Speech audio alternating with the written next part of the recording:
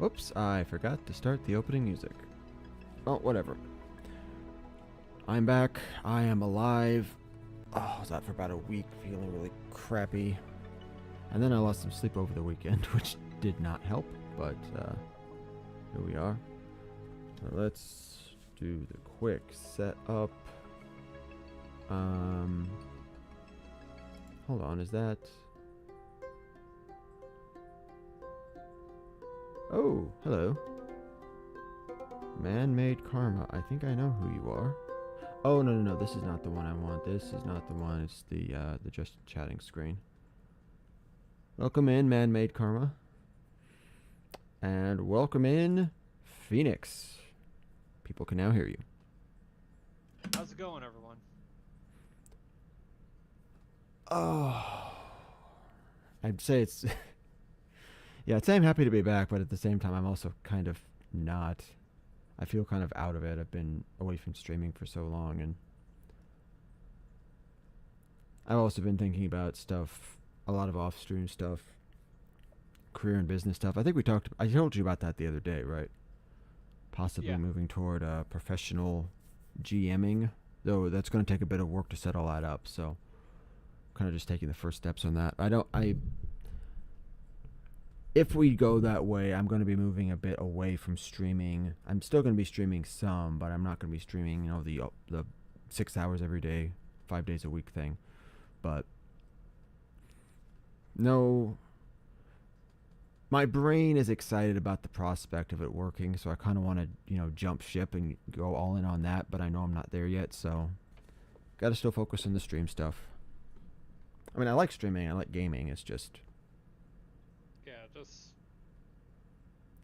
It hasn't been. It's good to be cautious. It's like when your mind focuses on something new, you want to jump full in. It's like, no, you need this. Think about it. Be cautious. Yeah. And all that. Yeah, and at the moment, streaming hasn't become financially viable yet, or financially sustainable yet. So, gotta find some way to pay the bills, and professional GMing is actually a pretty good way to do that if you do it the right way.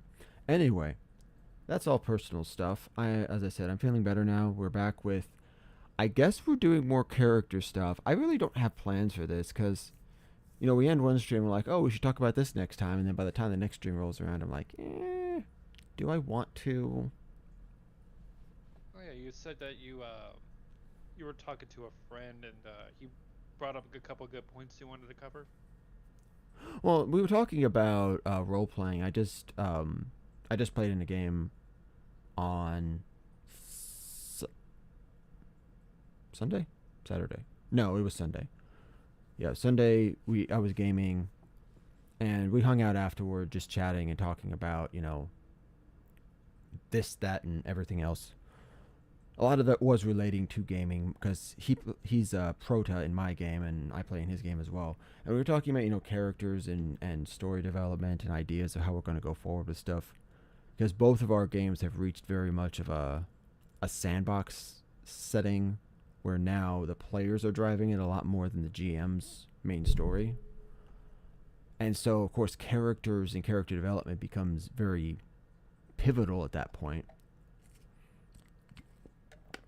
And there was, so it's actually interesting. So he's been trying to figure out how to tie he's got so many little threads that he needs to tie together.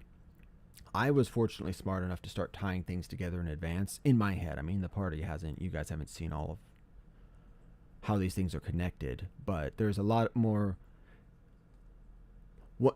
When you look at the list of all the different side quests you guys have to do, there's a lot fewer than you actually think, because fulfilling one set is going to also fulfill another set at the same time. But he didn't do that automatically, so he's trying to figure out ways to work it together. And there's a very interesting thing that happened, which it feels weird to talk about, but I mean, it's something I also really enjoy in-game. So my wife and I both play in the game, and we actually started gaming well over a decade ago together, well before we ever got married or even started dating. And so we were just, hanging out gaming, and then we got married, and I made a conscious choice. I'm like, I don't want to do any kind of in-game character romance things. Mostly because I just felt like it would be a cliche, right? We're married, so our characters end up dating. Like, okay, that's weird. Um, but actually, we ended up going in that direction, but not because of any plan. What happened was, so she's, well, you know my wife, Phoenix, but just for everyone, my wife always plays some kind of a rogue, a kind of a sneaky infiltrator, a lot of skills, a lot of covert. She's an investigator in my campaign, but she's basically most, I guess, an infiltrator, sort of special forces person in the other game.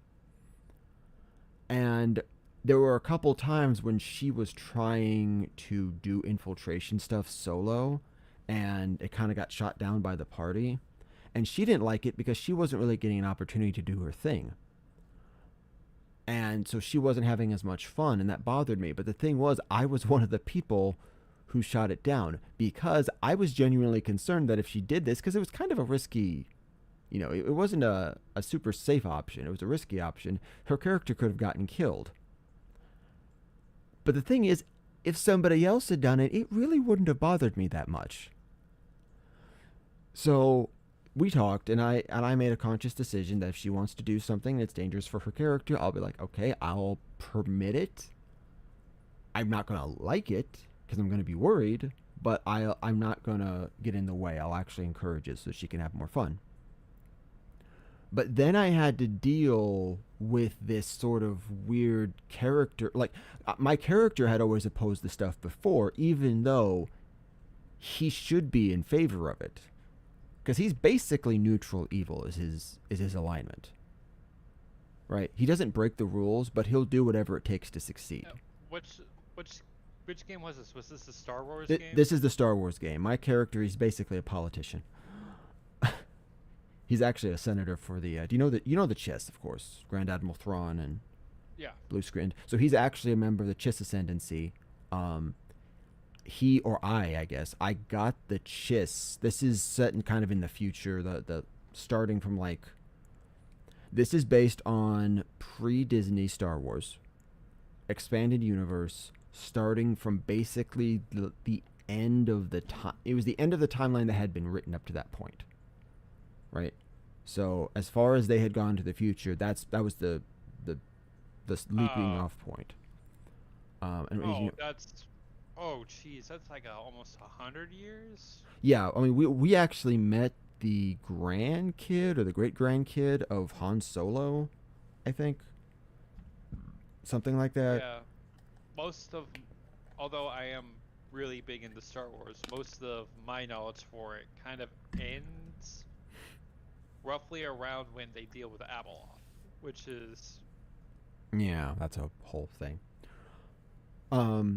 Well, a lot of us didn't know that the lore that far up either. I mean, my brother and one of our other members, they're kind of more heavy into the lore. Most of us were like, we don't know anything about these characters. And, well, we know about the world in general. We're not familiar with the state of it.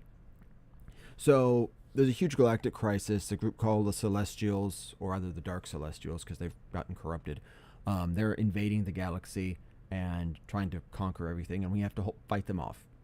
It's kind of generic, but the actual process of trying to fight them off has been really interesting. Or, it sounds generic. Evil monsters invading the galaxy, we have to protect it. Well, as a Chiss, I was able to convince the Chiss Ascendancy to join the Republic and join the fight against the Celestials. And that hasn't worked out 100% in my favor, but that was a goal that I've been working toward for a very long time. So my character, he's a politician. His only two decent stats are intelligence and charisma. Terrible I think I've got like a 13 constitution. Intelligence is what is my intelligence? My intelligence is like a 22. And my charisma is like no, it's not a 22. Hold on. What was it? I'm no, that's right. I'm at a 23 intelligence, and my charisma is a 17, and I have a 13 con and 10 in everything else. but I have really high reflex. Star Wars is also weird. If you're familiar with D&D, they don't have AC. They just use saves as your defenses. So dodging enemy attacks is a reflex save. It's not, or they're aiming at your reflex score. Though the scores do tend to be higher as well than in D&D. Like my reflex is a 33, I think, which is effectively a 33 AC. You know when to put your head down. Well, that's the thing. And you'd think with a dexterity of 0, I wouldn't have that high of a reflex. But I have something called predictive defense, which lets me use intelligence instead of dexterity for my reflex. And I have force of personality, which lets me use charisma in place of wisdom for will.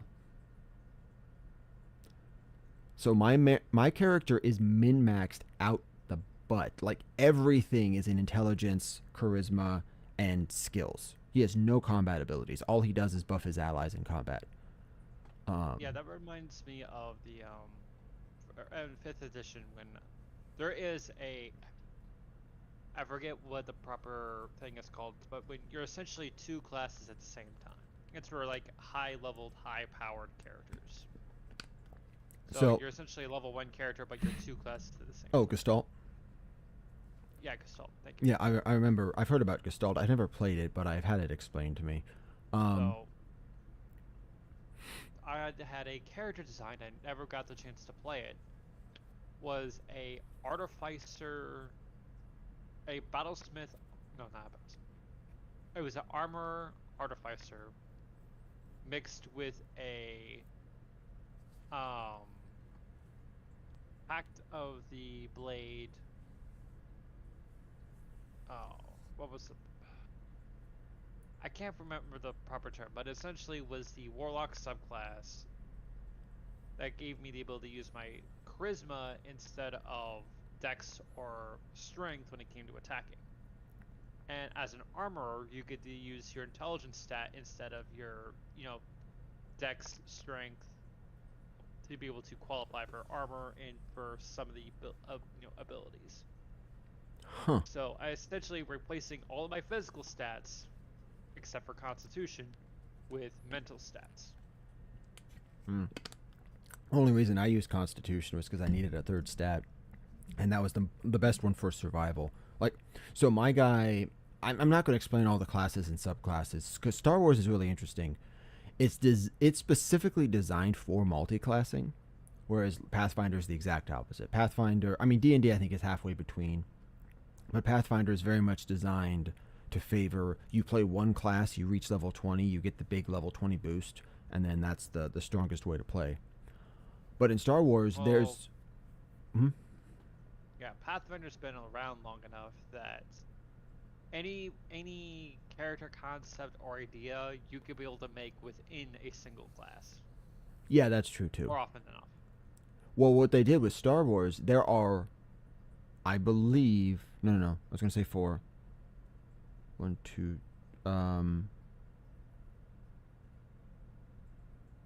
No? Yes. There's like either 4 or 5 base classes. There's soldier, scoundrel... No, that's right, there's 5. Soldier, scout, scoundrel, noble, and then originally it was just Jedi who were the Force users, and eventually I think they added Force adept. And of course you've got Sith, which are just... They're Jedi, but evil, basically. Mechanically speaking. So there's your 5 base classes. And then there's like dozens of prestige classes and other stuff, and essentially the way you usually do it is you pick up the prerequisite base classes and then you jump into whatever your prestige class is, and you can get multiple prestige classes. And so a lot of times you can build a character where essentially what you're doing is you're just picking up different qualities and different things from different classes as you get stronger, and just kind of taping them together to make whatever you decide you want to make. Honestly, I really like the Star Wars class system a lot more because essentially it doesn't require you to take a lot of levels in one particular class to really get something out of it. It's based more on your stats, and it's based on your choices of feats and talents. So customization is much, much easier. By the way, how's the food coming along? Just got it. Okay. Do you need me to wait? Nope, I have it right here. Oh, okay, perfect. So anyway, so my character started at excuse me, started as a noble. I picked up one or two, I think I picked up one level of scout and one level of scoundrel just to get some bonus stuff. I got evasion, which means I take half damage in area of effects and 0 damage if they miss, instead of taking, full and then half on a miss. And I built everything for defense and boosting my allies. I have a prestige class called Crime Lord. And the main thing the Crime Lord does, which is actually really OP with a party like mine, or like ours rather, is I convert my actions, standard, move, swift. I convert them into swift actions. And then I can spend those swift actions to give actions to my allies. So 1 swift action gives them a move, 2 swift actions gives them a standard. So if there's an ally who's in a particularly good spot to do a lot of damage, I can just say, okay, you get a free attack, or you need to get into position. Okay, you get to move. These other guys, you get to move. And every round, I basically just boost my allies. What's that? Yeah, because that sounds like the warlord or even a battle master from other classes. There might be an equivalent in D&D or Pathfinder. I'm not as familiar with the D&D stuff. I haven't seen it in Pathfinder, but I'm curious to know. Prota's actually showed off some similar skills. Like there's one, I think it's called Jaunt, a spell which basically allows an ally to move like 8 squares or something. So it's kind of like giving them a free move. Yeah, then there's the ever-present haste. Well, haste just gives you more on your turn. I specifically, on my turn, give them moves, which it can have some disadvantages because of certain things in the rules, but I'm about to get a ridiculous, I say about to. Next time I level up, I'm getting an ability that lets my allies, whenever they use an action I gave them, they can roll twice and take the better result. Any action I give them. Any skill check, any attack. It's like, holy crap, that's going to be OP. So yeah, my whole thing is boosting everyone else and keeping myself alive. I'm built entirely for defense and buffs and skills out of combat, obviously. I'm the politician. I talk, I lie, I have all the knowledges. I'm basically the party bard. Anyway, that's my build. My actual character story, my backstory, and kind of my personality is I'm a politician who's, well, I'd say not afraid to get his hands dirty. Real world politics has shown us that politicians aren't good people. But my guy is very much I'm willing to cross any line to get the job done, especially in the context of the war. So, bringing it back around. When I was trying to keep her safe, that was completely out of character for my guy. Like, if anyone else in the party puts themselves in danger, my response is basically, good luck, try not to die. But in her case, I was actively trying to protect her. And, of course, that was because me and my wife, I was trying to protect her. It wasn't my character trying to protect hers. But that ended up in the game. So then I'm like, okay, how do I explain this behavior of my character? How do I make it work narratively? And ultimately, I just kept it as it was and said, okay, he's trying to protect her because he cares about her. He doesn't care about many people, but he does care about her. And there's some reasons for it in story why we're able to make it work. There's this whole arc, which I'm not going to get into in detail, but essentially, this is the third. Actually, it's the fourth. I started on the second. It's for me. It's the third campaign I've been in, and Triss, man, you do have a heart. Don't go spreading it around. But no, this is the third campaign I've been in, and the other campaign. So our characters in this campaign have experienced the memories of the characters from the previous campaigns who lived in earlier parts in history using what was essentially an animus or quantum leap kind of technology where we experience their memories for ourselves. And for each of us, it was okay, you like it didn't always match up. Like my wife is playing a character who's a distant descendant of a different player's previous character, so it doesn't always match up. Like, oh, you have the memories of your ancestors or anything. My guy does have a memory of one of his ancestors, but we have these characters' memories, and it's all the characters we played, right? So my character remembers the lives of my previous characters, and she remembers the lives of her previous characters. Well, she's playing a Claudite. She can change her appearance to look like any species in the galaxy. She regularly does change her appearance to look like her previous characters. Her character is also slightly insane. And now I'm not just saying that as a joke. She's actually playing her that she's got like a broken mind from all of the mental stuff they did, and she believes that she is all of these people when she's, changing her physical form. So I'm not just attached to her because That, she's that a hmm? yeah, that doesn't sound mentally stable. You've seen her play. You know she doesn't necessarily want to play mentally stable characters. Oh no, I'm completely on board with this. Yeah, but I just she find it funny, yeah, so she's a little unstable. But just a little bit.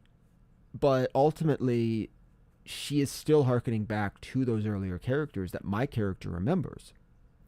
And so he's not just attached to who she is, but also to the memories of the people that she used to be. And obviously, everyone else, they've got their past memories, but they don't, they never change their appearance. They never really bring back any of that to the forefront. So there's none of that nostalgia. They just make references to it, not necessarily actually go back to it.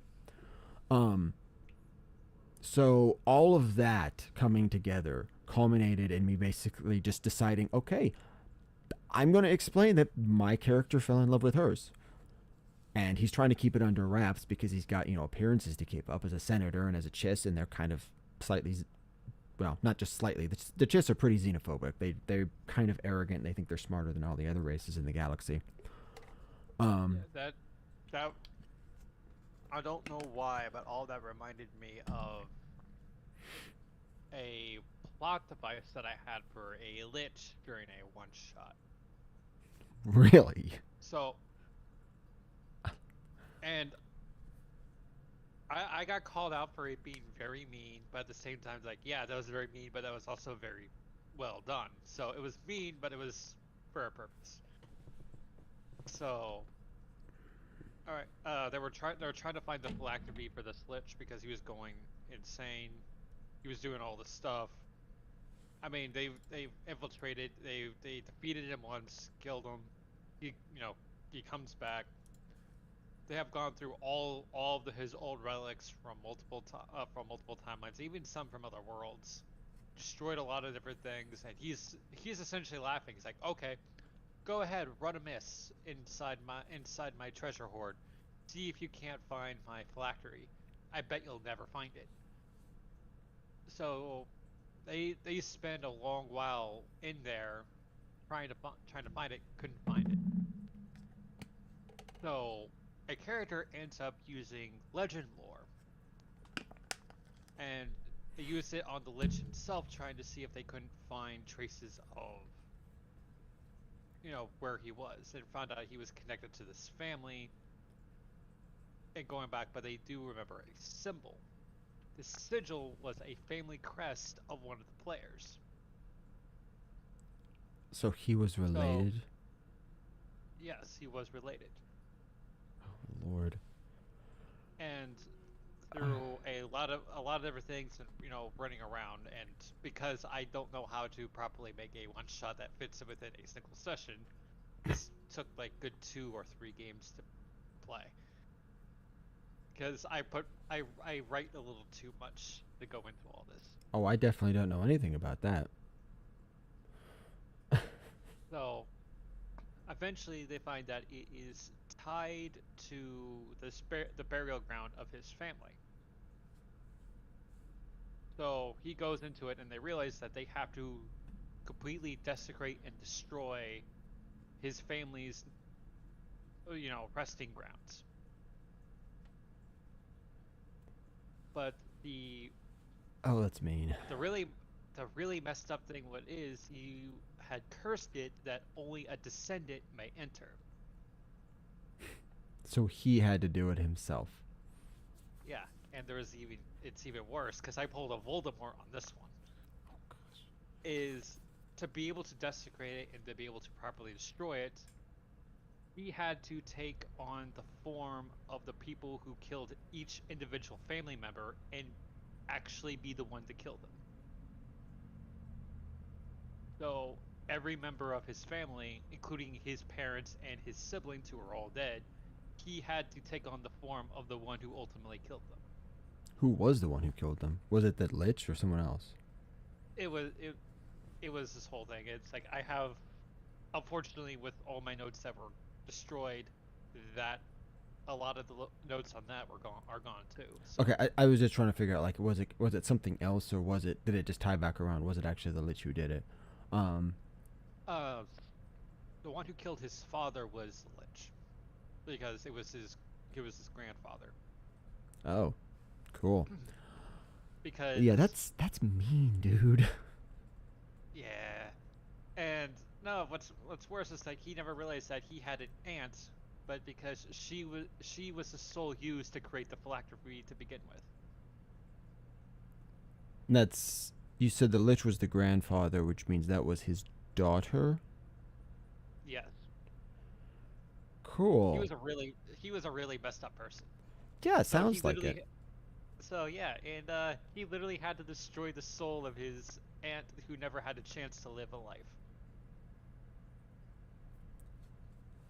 Everyone was in tears, especially since the character had to actually go through it, and we actually had to take a moment for everyone to calm down and breathe.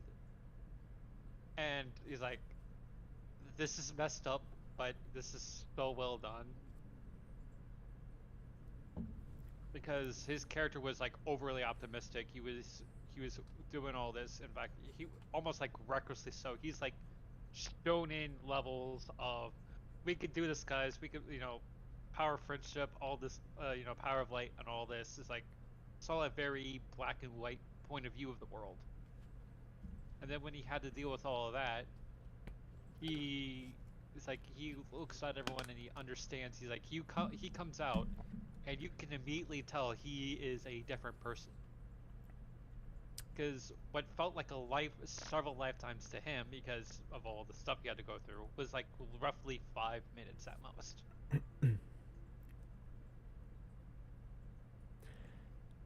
Yeah, I that there's several ways in which that now reminds me of stuff from my game. The family symbol. Like I would say I'm a little disappointed, not overly so, but that's because I'm not overly disappointed because there's still more to unravel. But when you guys found the records in the library, you first searched for House Thanaeus, Calden's ancestors, all of that stuff. It's like, Yeah. okay, you're looking through there, and I had you guys roll perception because it's not that you couldn't find it without a perception check, but I wanted to see who found it first, and I think it was actually you who found it, wasn't it? Yeah. Because I was going to say I was expecting it to be Estiva, my wife's character, because she's got the highest perception, or maybe the monk. Um, but no, and you're the one who found it. You're like, oh, hold on a second. Actually, no, you were going through and you found the symbol. You were looking for House Thanaeus. You saw the symbol that was worn on Andalus's gauntlet. Like, oh, hello. We've been looking for this symbol. I wonder what this is. And it was House Thanaeus, meaning he's connected to, or is possibly a member of Calden's, distantly related to Calden's family, which means he's also a distant member of the royal family. And that was all just this kind of like, wait, what? Yeah, is like Hey, Jody. Yeah, you can continue. yeah, it was like we don't know if it's like he was a retainer family, if he was a member of the actual family. We don't know. There's going to be more answers to that in the future, but the crest thing reminds me of that. There's some other stuff as well, but that's not going to come up until in the future. I don't think I'm going to torture you guys in the party as much as you did to your party, but Well, it was I've done multiple things for a few different groups. That one in particular was for an online group, and the when I took up the mantle for a little bit because um it was purely for what was it? It was to give the DM an actual break so they could be able to set up another campaign. oh, I thought you were going Like, to say so they'd be able to play. well, yeah, for them to be able to play, but yeah, for them to have a bit of a break too. So, I mean, and some of them, he let me know that some of the guys were brand new, so they were going on just it was pretty straightforward. It's like, okay, this is the thing, go do the thing, and be a character. And the DM's like, let me know. It's like, hey, a lot of these guys are okay and fine with a lot of this, a lot of the more gritty stuff. It's just we were breaking them in slowly. We want as like if you want to, you can really break them in. It's like, okay, I got an idea.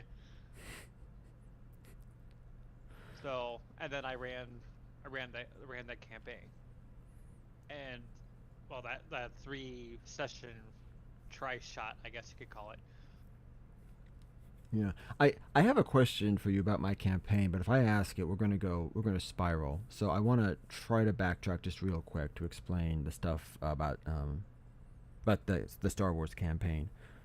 But yeah, so my character, the reason I brought it up was we were talking with him, and she and I had both missed a session because we were sick, and this was like a month or two ago. Um, but what had happened, and I'll respond to that message in a moment. By the way, what had happened was, so yeah, we had actually initially worked out this background thing that our characters had sort of gotten together, but they were sort of keeping it secret from the rest of the party. And I was kind of hinting at it on a few occasions here and there, but I wasn't making it super overt in previous sessions. And then we missed that one, and it was a major battle. We were fighting the party fought one of the main enemies in the game, one of the weaker ones. I mean, we're level 15 or whatever, and they're all level 20s easily. But still, they fought and defeated one, and we weren't there for it, which was like, okay, why the heck were we not there? And I jokingly said, oh, maybe we were off on a date or something. Well, the GM heard that. He just kind of was like, okay, I wonder if they're being serious about that or not. But he let it go because he was trying to focus on the game. Well, I came back and I mentioned it. I was like, oh no, like that. Obviously, we wouldn't have missed that fight for a date, but I was serious that the characters had actually gotten together, and I was curious to see if anyone would respond, and nobody did. Because apparently, of course, since my wife and I being married, everyone assumes that type of stuff I'm saying is just out of character, right? That I'm making jokes. But I explained to him, I was like, this is how the character development, the emotional process happened. This is how I worked it out. And it wasn't something I wanted to do because I thought it'd be cliche, but because of how it did play out, I felt it made sense for my character. He fell in love with hers, and he's now more trying to protect her, but he's also got to balance that with the fact that they're all doing dangerous stuff regularly.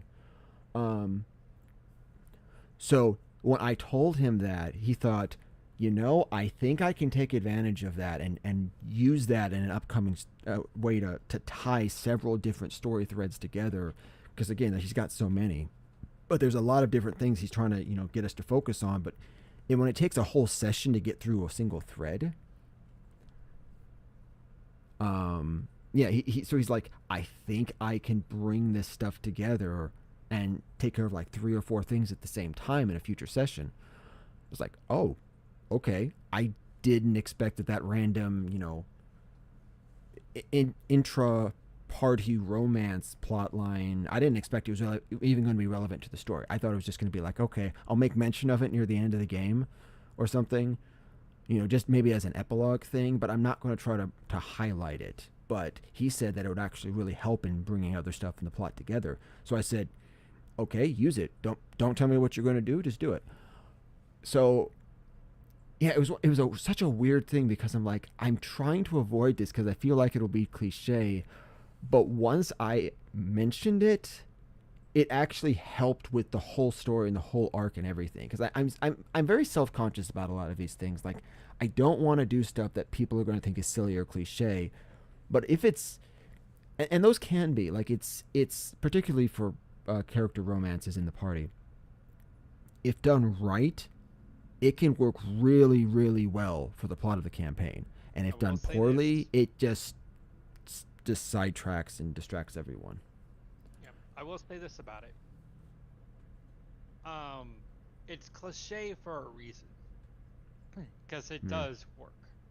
It's just a lot of times it's like reused and redone the same way over and over again.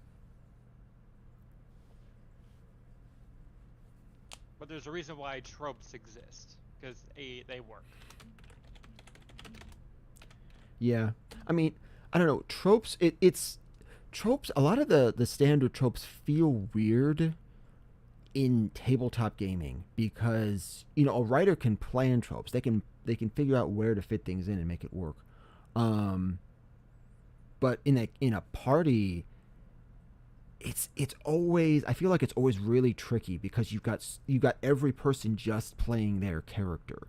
And if you try to start one of those arcs, if you do it well, everything meshes perfectly. If you do it poorly, it's just like a bunch of people stumbling over each other trying to put this plot together. And that's my concern. I didn't want it to just be this big distraction. I'm going to share your thoughts and then I need to respond to a message in chat. No, you're good.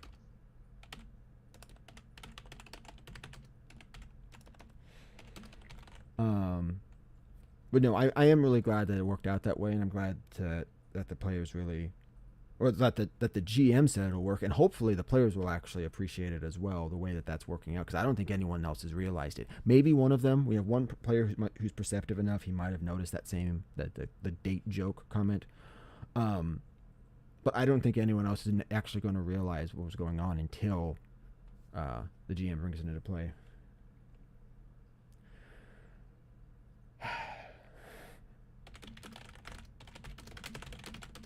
Anyway, so actually, you know what?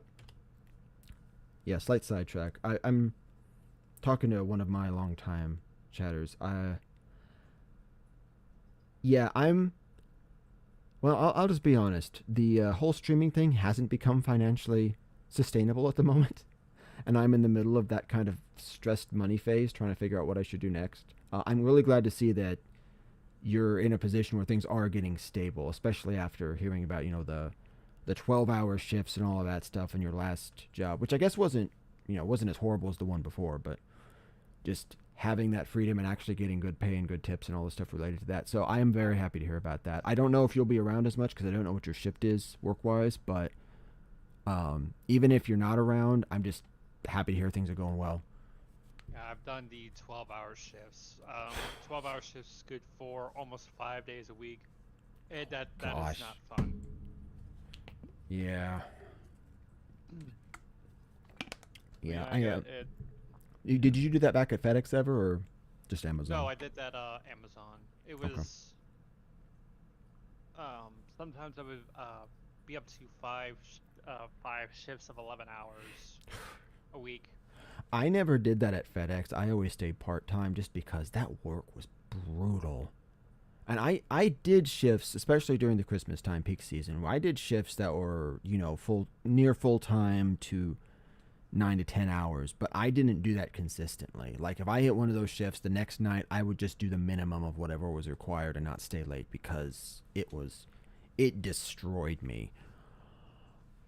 Um, Yeah, that's never fun. yeah, but I never. Oh, cool. Wasn't sure if people were checking it out. If you haven't seen any videos in the last week, that's because I was super sick.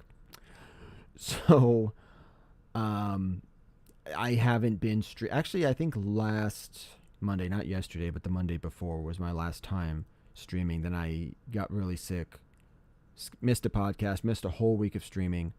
and I'm finally back. I didn't do the gaming streaming today, but that's just because I woke up late and I had errands to run. And I was like, you know what? I just want to get this off my plate, get it out of the way. That way, I don't have to stress about it the rest of the week. So I am back to streaming, but yeah, that big gap. If you notice, there's a gap in my Twitch streaming. That's because there was actually there's a gap in the Twitch videos. It's because there was a big gap in my streaming. Anyway, Yeah, it's we're not letting me see your Twitch videos. It's like whenever I they go. they have a thing where they expire after a certain number of days and they go away. And I don't remember. Are there some videos that I some old the more recent videos? Did I publish them all or? Okay, yeah. There's nothing in my video producer list. There's nothing there. The videos have all expired. Twitch doesn't keep Okay. videos long term. If you want to do long term, you have to go to YouTube. They used to, but I think the problem is that Twitch, after Amazon bought them, they found that they're not as financially stable as they would have liked. So they're trying to do things to reduce costs and make things more financially viable. One of the things they did was remove the videos. And I don't hold it against them. I mean, most people, if they were saving Twitch videos, they were also saving them to YouTube. So it removes a level of redundancy, but it's not like you're really losing a feature. All my videos are getting saved to YouTube. The Yeah, live cause streams. Sorry, not the no, live, and the podcasts. I could get that. That does save a lot of money because you're not spending a lot of storage space. Yeah.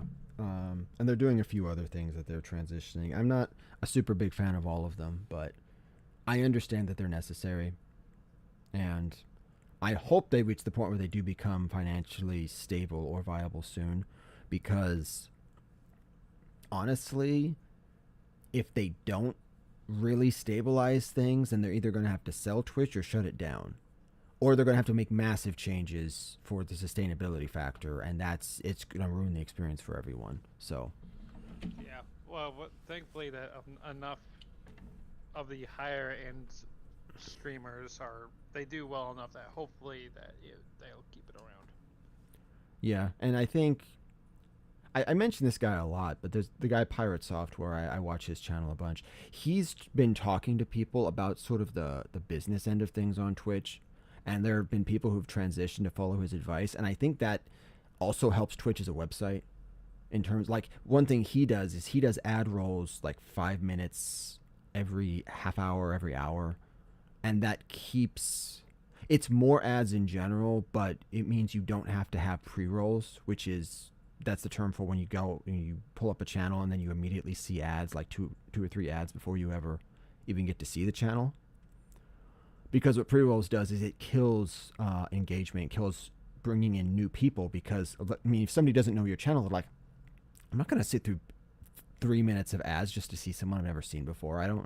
That's not worth it. I'll go watch the people I'm already watching. Yeah. But what I that get that. does is it brings in overall more revenue both for the streamer and for the website, and that would move things more toward financial sustainability. So hopefully people keep talking and people keep making changes, both the streamers and the website, to get things to a stable state. Um, that is my hope. Worst case scenario, I go to streaming full time on YouTube instead.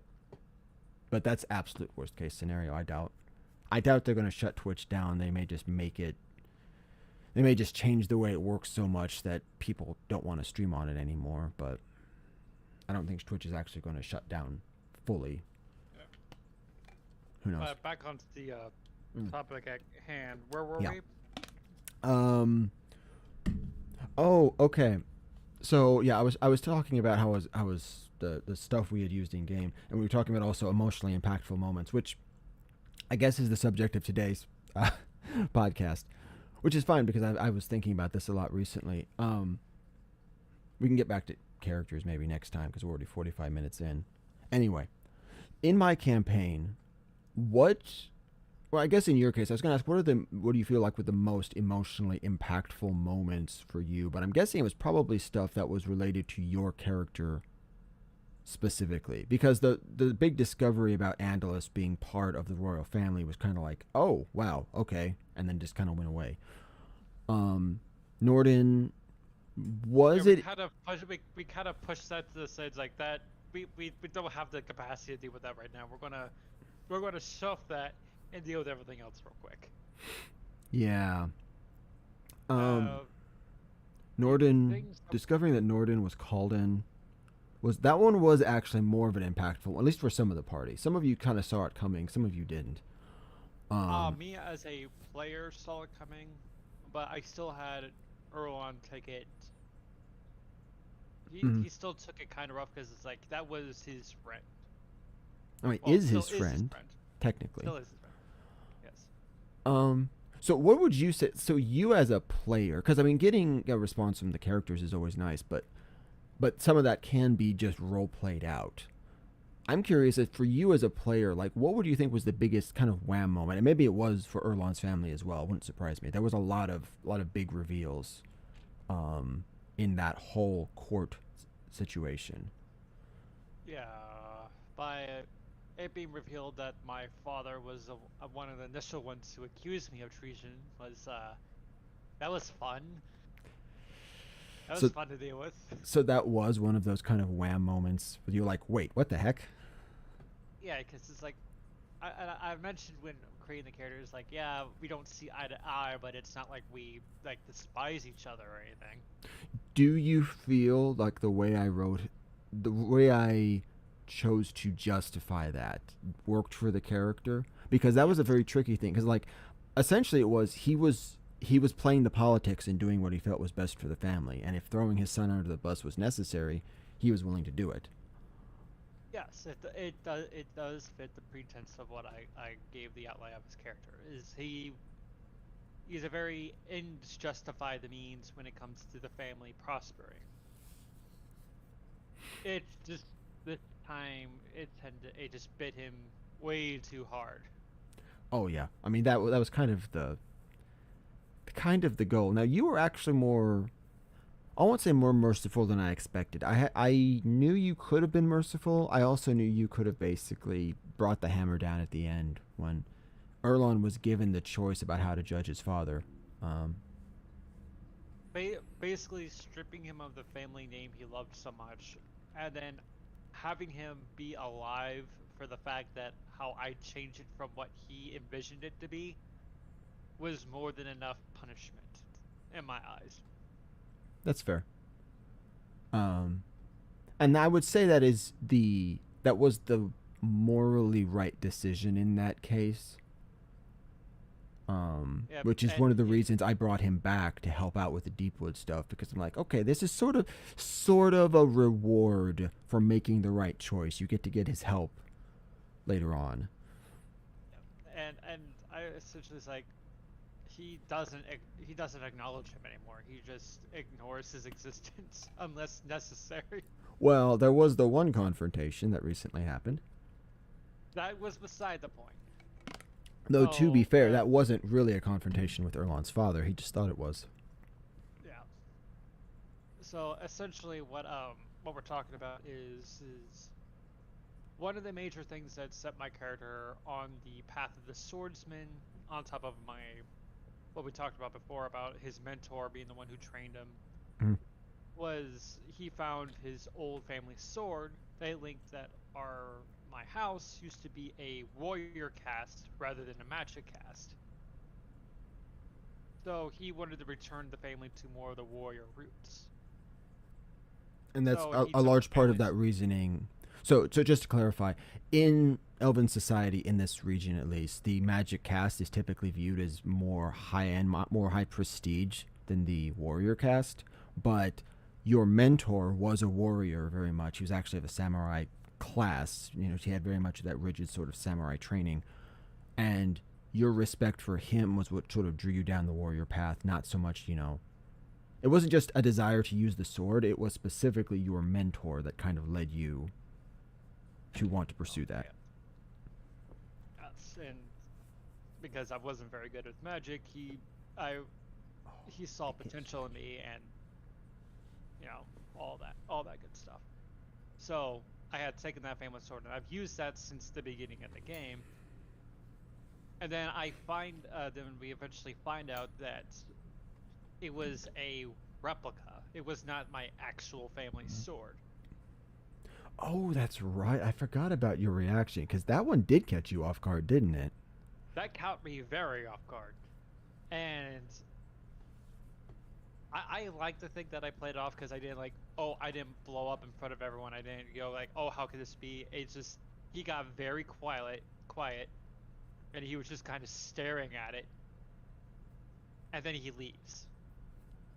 And then the next thing that any of the other players hear is a couple of the staff of the magical academy that were, or magical, yeah, we're in the academy, right? That It was was the the No, that was the Wizard Tower in the Human Lands. But yeah, yeah, the essentially, it wizard was tower. also a training sort of place for new wizards. It was all in one. Yeah, it was a multi-purpose.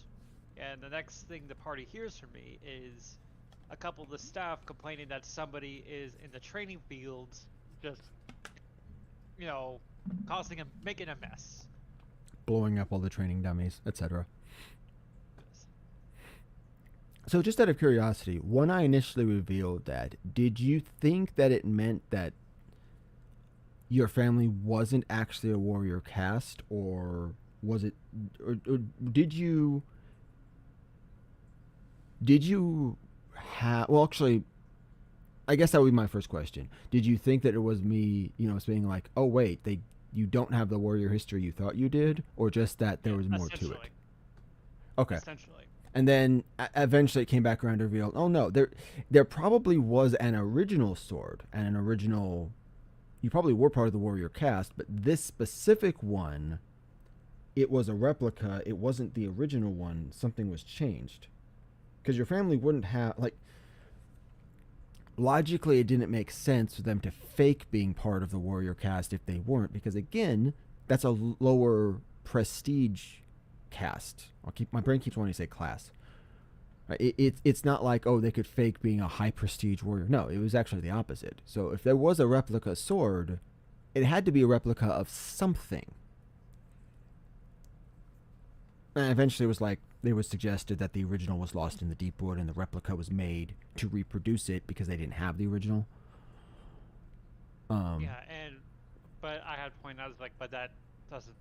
If that was the case, then why was it not more ornately done, or they just remade it? Try to remake it. Yeah, and that led you into the Then mystery about the runes and what was it that was changed. yeah, and then eventually we found out is because of what happened with the Deepwood and the death of so many different noble families, is that they very discreetly upped a few of the minor families into higher noble families, But they also. especially What are you going to say? especially some of the Yeah. half elven nobles. And so the thing that they were covering up with the heritage wasn't that they were a warrior caste. It was a little bit, but it was the actual cover up was that they were half elves and not pure blood elves, which elves are always a little racist in fiction. Unless there's a few exceptions to that, but generally, if you go with high fantasy elves, they're usually always a little bit self superior.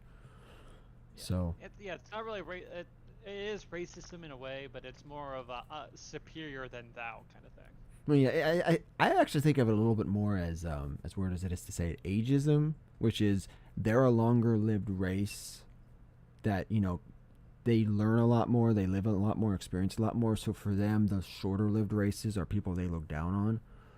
So I tend to think that for other races that are as long lived as them, they would respect them more than they do with humans and halflings and the others. And you think they would get along at least a little bit better with dwarves because dwarves live a good bit longer than other races. But Yeah. no, they don't like dwarves. Well, they have very, Elves, very different cultures. yeah. Elves and dwarves never get along. Mm. They can sometimes, just usually not. It's In this, it's mostly on an individual level rather than a cultural level. yeah, in this campaign, it's not as much of an issue because the elves and the dwarves are far enough apart that usually the interactions are only between the ones who want to interact. Yeah, So I was like, you ignore me, I ignore you. yeah, they keep each other at arm's length, but there are the elves, and so in actuality, most of the elves and dwarves who meet each other do get along pretty well because again, it's the elves who are willing, like that one ambassador, not ambassador, emissary. The guy I was talking about from the High Court. Yeah. He was the guy who basically spent his whole career, most of his life, like over a century, just spending time with non-elven races and learning all their cultures and stuff and getting ingrained in there. He actually gets along great with dwarves. He loves to sit around drinking with dwarves because he took in so much of that culture, and they get along with him because of course he doesn't act like a snooty elf. So but yeah, so practically speaking, you don't actually see that much in this particular region. There's no direct conflict between them, but it is sort of always there in the background as this assumed the cultures don't really blend. Tree huggers and cave diggers. Miners. Yeah, miners. You can call it that too. Um, So, like, to get back at it a little bit is like we found out the secret, and I eventually was able to track down my ancestral home. And when I was looking through it, my father comes in and pretty much takes the when we actually found the true family sword. He wields it with unintended skill. It was like he's a man who practiced magic day in and day out, and he was a very powerful, very proficient with magic. Now is all suddenly wielding a sword with finesse and skill that I haven't seen. At well, first, yeah, I don't really take him seriously because I don't really like my father, yeah. so I don't really pay attention to what he's saying or really what he's doing. Until you realize that he has perfect form and perfect skill with the sword, and he's much better with using it than he should be. Oh yeah, and then after a pretty good perception check, I figured he was, though he is had the perfect form, perfect precision. His body is not meant for it. He's somehow Mhm. doing these complex maneuvers and moves, but his body is not keeping up with it. Yeah, so his endurance ran out very quickly, but of course and at what I don't remember specifically. Of course, that was a late night thing, sort of after the main session when it was just you and I doing a Yeah, one-on-one. I don't we remember at really what should. point you realized that it wasn't actually him, that it was the sword controlling him. Yeah, it took me a little bit longer. We kind of like I know we kind of retcon a little bit of that because you and I were both pretty much exhausted at that point. Yeah, it's Not to like mention 1 I a.m. didn't really have like yeah, I didn't have dice out. We weren't doing rolls, Mm. so essentially it boiled down to my father was being figured out that the sword was sentient, and it was possessing my father to be able to gauge my reactions and try to probe me to see if I would be a good wielder. I eventually earned a somewhat enough respect to like, okay, I'm gonna pretty much evaluate you for the next like 24 hours, and then we'll see. Oh, So, whoa, whoa. I'm glad you just said that. I am really glad you just said that. That is something I want to include in the next session. I'm just gonna make a real quick note, but well, the thing is like it's it's more than that because it changed. Remember, it did change. what part are you referring to? So after that is like after it pretty much bonded with me, and it actually I could feel its presence in my mind. I showed it both timelines and what I was, what I've been through and what I'm willing to do to see if I couldn't, gauge it a little better and just, like show it myself a bit better to it. And then it's like, oh, okay. Well, then show me what you can really do without being influenced, and it broke my curse.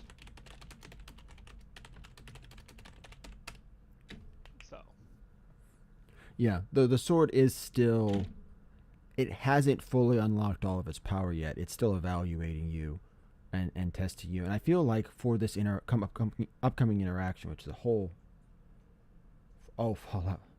Sorry, the thing in the comments. I'll mention that in a second. For the upcoming interaction where you guys have to confront this locked up demon, who you've been told apparently that you should trust, but also everything else is telling you not to trust it.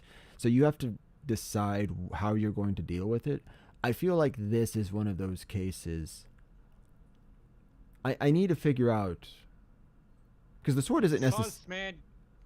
It's the what? I always go back to the words of a wise man. You can always trust a dishonest man to be dishonest. Oh gosh. In other words, you can always trust somebody to act within their nature.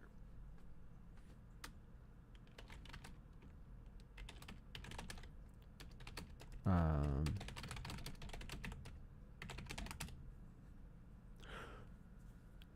Yeah, and that's kind of, I actually thought about that as well. Like, I trust people to do what is in their natural character, and in their nature. That doesn't mean I trust them overall. I trust you to be you, whatever that means. So the question is, what are the goals and motivations of this demon? Because the demon has been helping fight against a mutual enemy.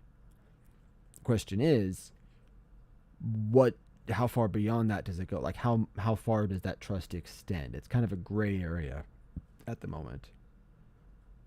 And it's mentioned in chat about Fallout London. I have not played Fallout 4 yet, and I've seen a lot of people playing Fallout London.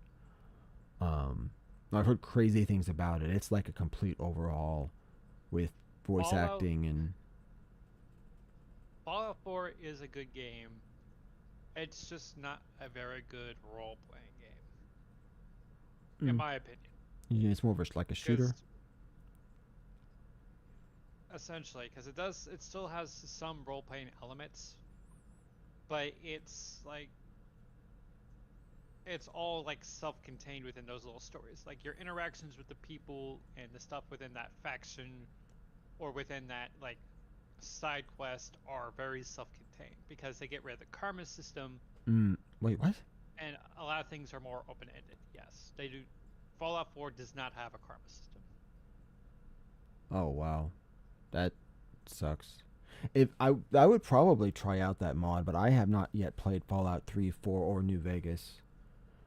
I mentioned to the Star Wars GM, my friend who plays Proto, because we were talking about it briefly. I think actually at my last game, and I've talked about it since then. But it's the hard part for me is I ran into some glitches in Fallout 2 near the end of the game.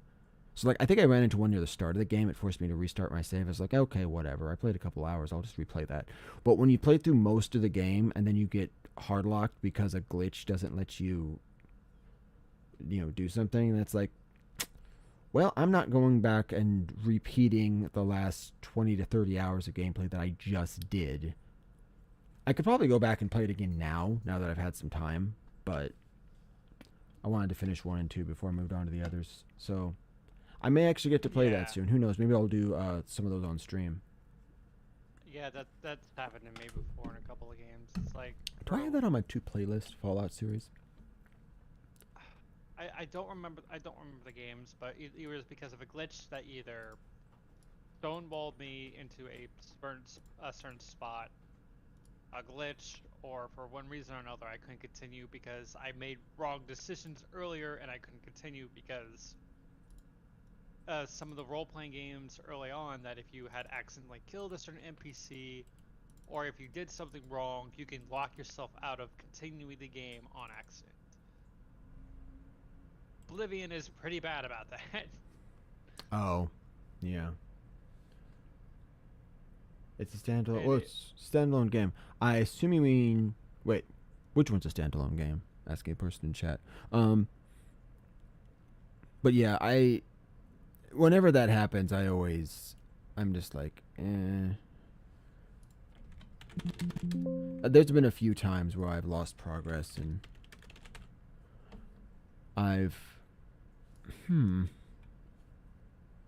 well, okay, I need to find my my list of games to play, but I don't know where it's at. Oh, that's why I can't find it. Okay, never mind. Well, yeah, anytime I do that, it's always like, yeah, there we go. It's always just like, I still want to finish this, but I don't want to do it now because I just lost all my progress, and I'm ticked off about that. Yeah. Uh,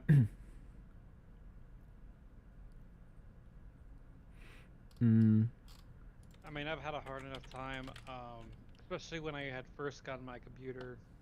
Um, because of where it sits. If I'm not careful, I can accidentally hit the power button, and I've lost a few hours worth in some of the games I played. yeah. So I was like, I'm not going back to that for a bit Yeah, because I accidentally restarted my computer. I can I can handle losing a few hours like I said. It's when I lose a lot of time. I even a whole day's progress I can redo. And usually I do it quicker the second time around. But when you're talking like a whole week of playing through a game, yeah, that's where it gets me. But like I said, it's been long enough. I There's no reason to dwell on it. I can probably go back and play it sometime soon. And the Fallout series is on my list of things to stream, so I may get to that. I know Fallout London is a standalone game, but well, the one thing I'm unsure about is whether it is ranked up. Oh wait, no, I did that on stream. Played the game The Messenger, which has a decent challenge curve. It gets a little harder as it goes on, and a little harder and a little harder, and then you get to the DLC where it gets a little. It's slightly easier than the end of the initial game, and then the difficulty spikes up rapidly. Hello? Meow. And so by the second part of the DLC, it's as difficult or harder than the end of the base game, and it just kept getting harder. And I don't think Fallout London is that bad, but I feel like there's going to be like I don't know whether or not it has like a tutorial type section or if it expects you to know the mechanics of Fallout 4 first because it is a mod. So I would say I probably still want to play 4 before I do the mod, but that's it's also just that's the way my brain works. I'd rather do base game before I try to do any modded experiences. That's fair. Anyway, we've gotten a little off track, but yeah, that I'll put that on the list. I'll add that as a reminder because I have Fallout series, but I don't want to miss the mod part. Oh yeah. So, me reclaiming the my ancestral sword There we go. was another big point for Earlon, especially after the whole dying thing. Yeah, sorry about the dying bit. It's Um, it's fine. Stuff happens. yeah, I wish I had. I should have expected that you would come up with a counter, and I wish I had something I did other than just ignore your counter and forcibly kill off your character for that. Then bring you back, obviously, just for anyone listening in. I didn't keep his character dead, but I had to kill him off for the sake of a certain side plot. But I wish I had done that more organically and made Erlon's death seem more Yeah. Well, natural. Yeah, you don't have to sugarcoat it. Because Erlon is my first Pathfinder character, and the person who helped me build it didn't have a lot of options for it. I Oh, had asked, that. yeah, I had asked for if I could do a respec, and you allowed it. The other players were fine with it because everyone was given an opportunity to either change some things out or respec as long as it's within the same class. And the only thing I did was add an archetype. Well, the only thing that forced you to respec a bunch of your feats and other stuff as well, just by nature of it. I think Proto changed one feat, and maybe I think Claren also changed one feat as well. There wasn't a lot of changes that people made, but no, I wasn't sugarcoating that part. Like, okay, that I just wanted to skim over it so it didn't take a lot of time explaining. The thing was, your character prepared Featherfall because you were fighting on top of a giant 50-story tall super tree that the druid had created. And then when the tree exploded and you were thrown off, I had your character be knocked unconscious so that you couldn't use Featherfall to save yourself. And yeah, and my character had not taken any damage at all either, so it's Yeah. not like you could get just knocked out randomly unconscious for no reason. I kept forgetting that you had that stupid melee counter thing where when someone attacks you, you can make an attack move against them to try to block their melee attack. I kept forgetting Yeah. about that. So I needed to bring up something that was more dangerous. I should have used the star spawn and sent one to attack you, but it's it is what it is. I'm But learning. It's my first let, let, campaign. let's be honest. If because of how I roll dice, I probably could have killed the thing. No. No, you do not know that thing's stats. That thing's hard for a level 20. It's built to be a boss for a level 20 party. And Oh, okay, never mind. no, the star spawn is OP. I specifically grabbed that just because it was like the worst thing on the entire list. That was that would have been harder than my buffed up Whirlish. That's fair. And it got, I Uh, think, 2 or 4 melee attacks at like a plus 25 or something. Like, I don't know. I've gotten pretty creative with killing some things. you know what? I'm going to pull this up, but you might have been able to. But realistically, with all the stuff it had, If if it would have at least if I hurt you. if I dedicated myself to a straight up fight, probably. Had I used my bag of tricks, I probably could have killed it. Because remember, I have a lot of stuff in that bag. Okay, so it has either a choice between 2 claw attacks at plus 32 and hold on, where's the and 2d6 plus 16 damage for each hit, or tentacles, 6 of them at plus 27 and 1d8 plus 8 plus grab damage. Yeah, that makes sense. Yeah, for the rest of the party, I would have used the tentacles. For you, I specifically would have used the claws because the plus 32 I probably need. But no, that's it's insane, that thing's stats. It's designed. I mean, Yeah. you're fighting the spawn of an elder. It's actually, if its full name is Star Spawn of Cthulhu. I just call it Star Spawn because Cthulhu's not a character in my world. But yeah, I just used it for narrative purposes because it's completely broken. Yeah, and like I said, it's like if I fought it straight up, I probably lose. If I use my bag of tricks, I might be able to fight it. Not kill it, fight it. Maybe, but and that's yeah, the other thing. I don't like rolling. And I was going to say earlier when we were talking about potentially dueling Erlon's dad. I was going to say I don't want to roll off against you if we went, rolling for the sword fights because you roll so stupidly high. Yeah. In that case, I'm glad we did it as a story thing because I feel like my rolls would not have been. Well, I mean, you 'cause I won guess anyway, right? Yeah. But the thing is, We do that against Norden as well. And yeah. Norden as remembering a previous sword style of a Holden. Of a what? Remember when I dueled against Oh, of a Norden Calden. because, yeah, So I he was misheard you. one of these stronger melee Coldens, and I Yeah. absolutely dominated that fight. Technically, he was not at his level 20 stats, but yeah, you did. I rolled horribly, and you just. He is a few levels above you now because he's getting a lot of his memories back, but he's not. But That wasn't his. Of course, by the time you reach level 20, you'll be stronger than him. So. well, and it wasn't also that, but I took it more of as a story thing. Is because of the whole stigma of my mentor.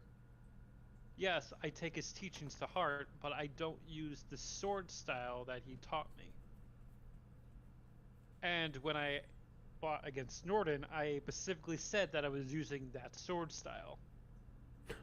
That's true, because even not just saying that it's you're better with that style and that it's your skill level spiked when you in it, the kind of like I'm not left-handed maneuver, but it was also a style that Norden hadn't seen you use before, so he wasn't necessarily prepared to counter it. So narratively, that would make a decent amount of sense. Um, So that's how I like to explain it. It's more of the fact that it's Orlon very unintentionally holds himself back a lot more than he probably should. yeah, and the fact that he still destroys all the well, no, I guess I would say the fact he destroys these enemies would be explained as those are the moments where he stops holding back, kind of like the anime protagonist. It's more. I like to, because I don't really have a lot of other characters to actually who do this. It's like Goku fighting and demolishing enemies without showing his final form because his final form is not needed. Yeah, but I am going to try to up the challenge going forward, just because we're getting into the serious part of the campaign, and I want it to actually feel meaningful. The thing I was a little frustrated by myself more than anything about how easy it seemed like the druid fight was. And it's okay because it was more of a cinematic fight than anything. But I want you guys to actually experience some challenges before the end of the game, and I feel like you're outpacing me at this point. So I'm gonna.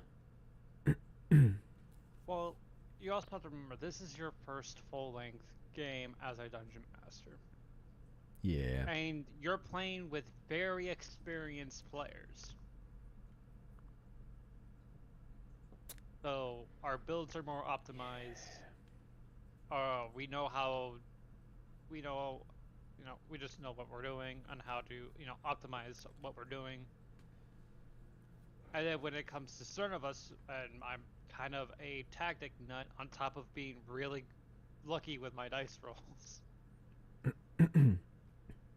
Yeah, and I It's just understand that. It's just I I'm concerned that the storytelling element might suffer a bit if the challenge, like if I present an enemy as being very difficult and they're not actually that difficult, then it kind of hurts the narrative. Whereas opposed to if I say someone's hard, they are actually hard, and then you guys win and you feel the victory, so to speak, oh, then I it's more faulted against the meaningful. world. I faulted against the Whirlish. That was a very hard fight because I knew if I got hit once, I wasn't getting back up. I barely scraped up against that. Yeah, because of all the crits you did. Anyway, uh, but yeah, I'm hoping going forward, jumping a little bit off topic from that, but still about the game in general. I'm hoping that going forward there are more of those kind of shocker in your face, like, oh wait, what the heck moments. And I think Yeah, there was a few of those at least during the visions different people had, yeah, I because think so. yeah, Dorian got to see a Vigeru for the first time. There was the confusing Estiva vision of Trust the Demon. Um, there's a few others. What are your thoughts? Just out of, I'm trying to gauge about this. This is something that's hard for me to ask about because it's such a weird thing. Hazel's story, I guess, just her whole story and her patron and all the stuff around that. How well do you think that's been doing? Because I've been trying to keep it mysterious while also not being obnoxious about it, if that makes sense. Like the main Do you mystery of want the me to tell you? campaign. Hmm? All right, yeah. How do you want me to answer this? Do you want me to say this from Erlon's perspective or mine? More honestly, it's more from your, well, both, but your perspective more, because I'm there's certain parts of the campaign that I write that I feel confident in how it's being written. Like the side arc what you guys are about to go into with the demon. I'm looking at that saying, I'm pretty confident that this is a solid bit. Like I don't have to worry about it's not meant to necessarily hit super hard, but it will potentially and at a couple points, and that's good enough for me. Your family's arc, I was a little disappointed by how things happened with Erlon's sister, mostly because I wanted her to have a few more of the kind of extreme losing her temper moments, and I wanted to kind of edge her a little close to the, unstable personality that she could either be your best friend or she could blow up a whole building. I didn't get to do that as much as I wanted, so I was like, didn't quite work out. Well, But hmm. we were also pressed for time, so we didn't Well, really have much. it was also because you leaned hard into trying to get her on your side.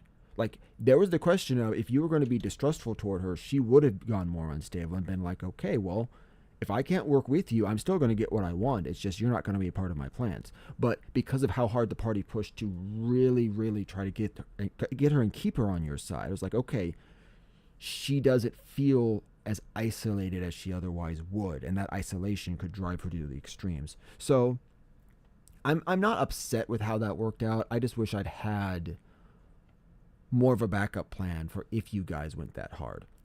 So, and like I said, there's certain story arcs that I'm looking at. I'm like, okay, Dorian's story arc with the Vigeru and the Helmet Cap monks, pretty solid. Doesn't have to be complicated. Your family's arc, the Slayer, all of that stuff. Proto's arc. Oh, I'm very confident with Proto's arc. That's going to be a fun one. Yeah, Hazel. We'll get to finish off the thought with my sister. Then I'll get to my my That's views fine. on Hazel. And you mentioned that to me. It's like you seriously underestimated how much Erlon cared about his sister. True, but it wasn't just your decision. Because Proto had something to play in it as well. That is true. But the thing is like even after easily when she brought up her plan, especially with House Doros, how easy Erlon's like, yeah, I'm good with that. In fact, actually, I can use that to my benefit too. You mean, wait, her plan, like marrying into like, House Doros? Yes. Or okay, I wasn't sure if you were talking about during the trial when she called up. That was okay. That for me as the GM, the moment she called up the ambassador, who was a member of House Doros, to speak, I was more nervous than I've ever been before. Because I'm like, this is either going to be a fantastic scene or it's going to be the dumbest, most cliche crap ever. And people are going to be like, what the heck was that? Everyone said it was really well done, and I'm glad, but I was super nervous. The only thing I don't like about the entirety of the whole trial was I was still in Ohio when we did the majority of it. That's fair, and I wish that could have been another way, but I didn't have any. Yeah. And that was on nobody at the time. But the only thing that bothered me about it was especially when it comes to like the subtle things I do with hand motions and how I fidget, because when I do things in real life, unless specifically stated otherwise, that's what my character is doing, especially when I'm role playing. Yeah, and no one noticed the fact that, especially when I got very irritable during the whole trial, because I don't normally get irritable in front of people, unless it's like in a heavy, combat situation. Yeah, I'm similar. I don't like role playing over.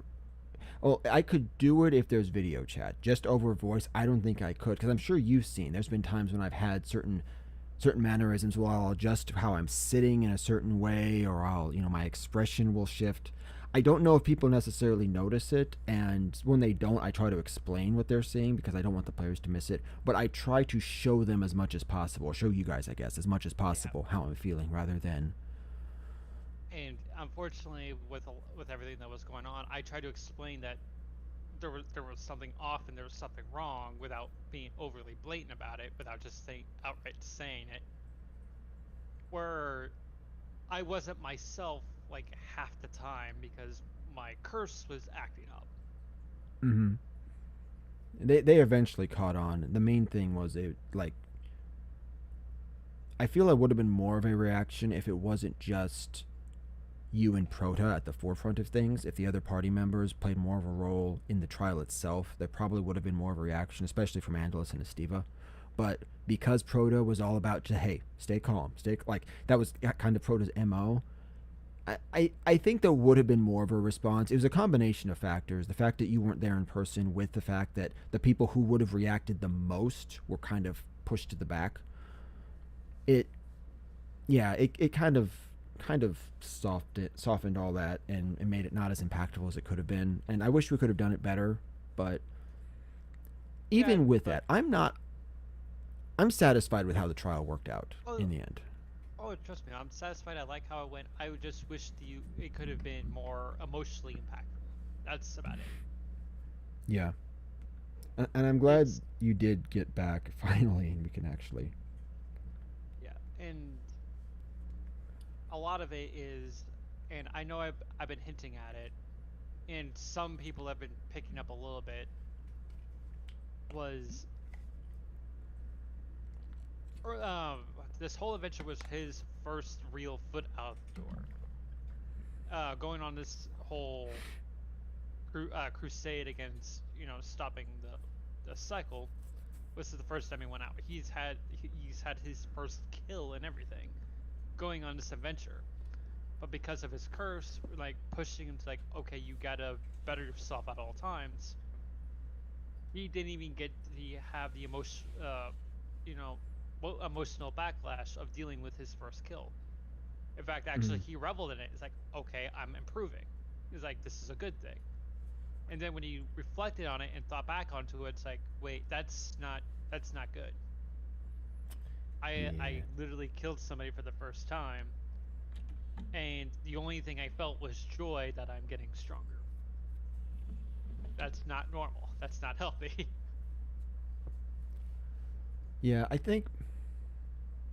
well, I think a part of all of this, a big factor in it is also the fact that this was your first time playing with any of this party, and particularly near the start of the campaign, when Erlon was dealing with all that stuff, a lot of people didn't know you super well. They didn't really know your roleplay style, so there was kind of just a disconnect there in general. I feel like if we were to do it again, even just the same circumstances, but with people knowing you as well as they do now, they would probably catch on to a little bit more of it, and they'd be more comfortable with a little bit more back and forth in the role playing. It was just all and weird, I no, and I get that. It's and that's kind of what Claren's dealing with right now. and I'm trying to lean into how Clarence doing it, and I'm trying to do it as my character will do it, because Erlon doesn't know how to deal with him. It's like, okay, well, do you want to go train? It's like, no, I don't. I only do it this. It's like, okay. Well, do you want to do this? It's like, oh, I don't do that. It's like, okay. Erlon I, doesn't know how to deal with you. so I think it's really fitting though. It works out well because the player, he's just joined the group, and the character has also just joined the group, and so it's reflected both in and out of character, right? Like doesn't necessarily know. Like he knows a few of the people in the party already. Like he knew Prota and his wife, and he knew those people. But he doesn't necessarily know everyone in the group, and so that not knowing people really well can come across in his character as being distant from people. So he's making it work. Though there was definitely a whole different vibe when we did the one shot, and he played D. Well, Oh yeah, and oh yeah, and then I played as Uncant, which was that was a trip. the whole session was a trip.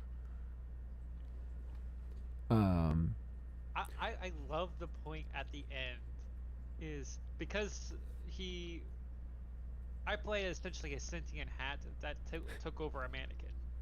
So it essentially will lead into the intimidation, the uncanny valley of just how creepy, you know, mannequins can be. mm-hmm. But the thing is, he gets along with people just fine. Although he's kind of awkward in conversation. He loves animals, and he likes to pet things. He likes to interact with the world around him very much because he's only what was it canonically like what we said 5 years old since he gained sentience. Yeah, definitely We not. we It's definitely less than 10. I think it was supposed to be 5 or so. because we were playing with timelines between 5 and 30, and we don't quite understand where we were putting that. Yeah, I think it ended up being like less than 10 years. It wasn't very long at all. Yeah, So he was very much exploring his surroundings. And at the very end, when the whole time loop thing happened, and he was having an existential crisis, throwing out theories on relativity, how the timeline works, how we're going to cease to exist soon. People And they're like, like, wait, and everyone's looking at me is like, wait, what? And one of the characters, your wife was like, they're like, wait, how intelligent are you? And she takes my character sheet. She's like, you have a 16 in intelligence with everything you've been doing. He's like, yeah, he's incredibly smart. he just not necessarily wise. Well, he had a decent amount of wisdom. It's just he's a young soul. He's hasn't been Yeah, sentient that long. that's the Like, funny yeah, thing with. Well, say your thing. not to mention is a lot of his intelligence comes with his familiar, because he has a sentient familiar. It fills him in on a lot of the knowledge and helps him catch up on knowledges. Although he still acts the way he does because he's still trying to explore his surroundings. Mm-hmm. It's funny. Not to My mention, what? Sorry. and then with my general roles and how my intelligence works, and with me succeeding, I think the players have associated me completing tasks because I roll high. That's yeah. That doesn't help.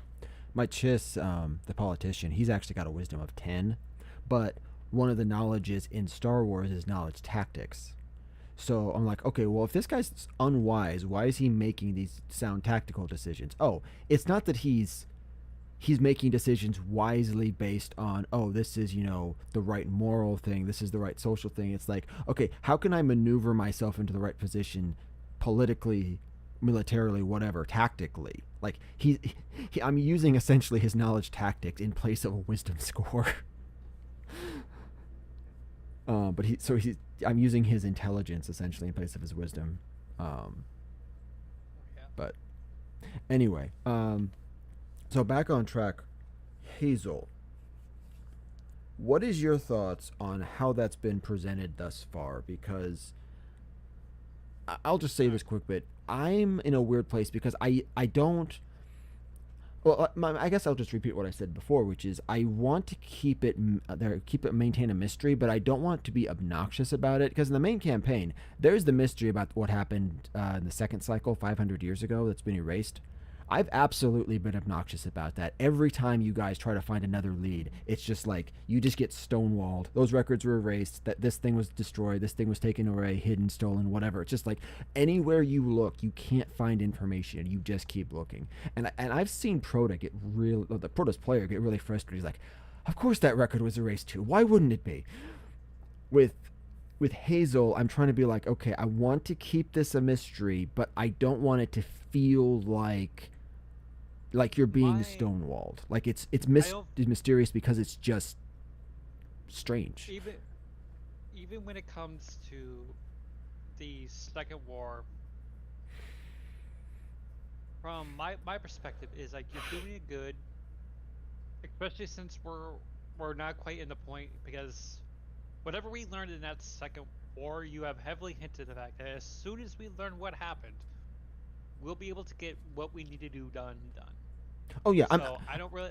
I don't feel bad about the stonewalling because that's in the plot. Like they deliberately erased those records, so of course it's going to be difficult to find. I don't feel bad about that.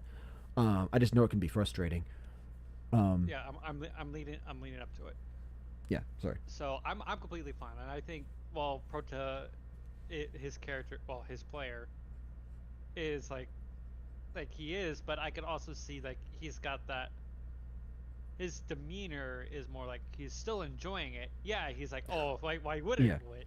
But he still is like, he still has a smile on his face. It's still going about it. When it comes to her and what the whole deal with her going on, we have not really been diving into it yet. So yeah, well, it's like as things are being revealed, it's like, okay, something really is going on with her, but we have not been in a position yet to really go after what's going on. yeah. Now from a player perspective, not from a character perspective, from a player perspective, you do know. I know you probably don't remember all the details of it, but you do know Oh about the yeah, vision that she had about the Emerald Lake, and I do know about the Emerald Lake, and then the her character making an appearance in the one shot that was in the far future. um, yeah, was it like 100 years in the future, or was it too? Yeah, the reason Oh, hold on, why. hold on. What the heck? OBS just cut off. Hold on. Let me check something real quick. It's OBS just cut off, which means I lost my stream to both YouTube and Twitch. Okay. Before you can you hold that thought? Can you just remember what you were saying? Narrative dissonance. Okay, it says. Okay, it's saying we're live. So okay, we're good. Continue. Sorry. You know about the Emerald Lake. You know about the weirdness. Yeah, and the interesting thing is like the reason why my character in the one shot was freaking out because the character that we saved then was essentially her character because she's in a whole reincarnation cycle. It's like she had her god or whatever her patron is as a very specific task for her to do and is reviving her and resetting her to be able to get that job done. We don't know what the purpose is yet. And I sense heavy Gandalf inspiration with the whole thing, by the way. So, that's No, just me personally. it wasn't actually inspired by Gandalf because well, so in her, Or the Valor. well, not even that. So the inspiration. So I may have accidentally implied some stuff that wasn't actually true in there, because the thing is, Oh, I'm just talking about vibes.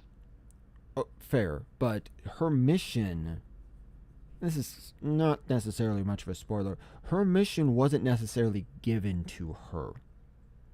Now, her patron supports her mission, absolutely. But it wasn't that her patron necessarily told her, you have to do this, or this is my goal, my task for you. It's she has her goal, but her original incarnation, Amaryllis, she developed that goal on her. Like, she herself wanted to do that. And you know what the goal is. Like, she was mentioned in her vision, out of character. Yeah.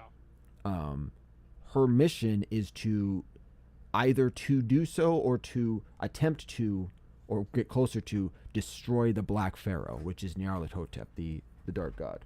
Oh, wife is home. So, hi honey, how was your day? Okay. So you're feeling better? Hmm? I see you're feeling better. A bit. I didn't do the morning streaming, but I was able to make it to the podcast. So obviously the likelihood that she'll be able to actually destroy the Black Pharaoh herself is very, very unlikely. But if her actions can bring things closer to that, then that's at least advancing her mission. But that is something that her goal is. It wasn't that she was just sent back for that purpose. And actually, you said it had kind of the Gandalf vibes. I was aiming for more. Actually, have you ever seen? What is that? Is that a Cthulhu? No. That's a Slender Man thing. Have you ever seen Everyman Hybrid? No. It's a YouTube series. They're a Slender Man series, but essentially what it is these people. There was the sense that they were like living lives that were possibly loops, possibly script. It was almost like this weird sort of. You don't really know where you're at because, of course, they have to keep the whole thing mysterious. And I wanted to kind of capture that sense of. She's looping through these lives, repeating these events. She's in the mission to destroy the Black Pharaoh, but she doesn't understand how it's happening. She doesn't know who her or what her patron is. It's. I wanted to try to capture the weirdness vibes. Like part of what I was doing, certain things I've specifically done for her character is to try to make them weird or uncanny. Like when it ended up being Dorian, it was originally supposed to be Andalus, but Dorian ran to where Hazel fell from the tree, where her body hit the ground. She was supposed to be dead. He walks up to her, calls her name.